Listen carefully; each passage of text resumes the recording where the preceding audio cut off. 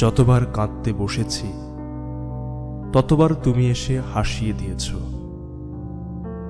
তারপরে একদিন নীরবে কাঁদতে বসে কাঁদতে পারিনি, বরং চোখের পর্দায় ভেসে উঠেছে তোমার হাসি।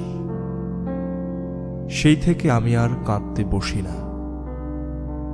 এই তো বছর দুয়েক আগে বুকের নরম অংশটা কেউ একজন খুন করেছিল।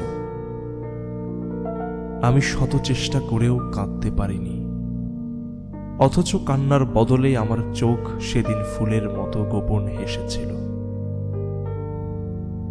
ইদানিং আমার একটা রোগ হয়েছে, যখন তখন হেসে উঠছি, ভুল করেও হেসে উঠছি, শুদ্ধ করেও হেসে উঠছি।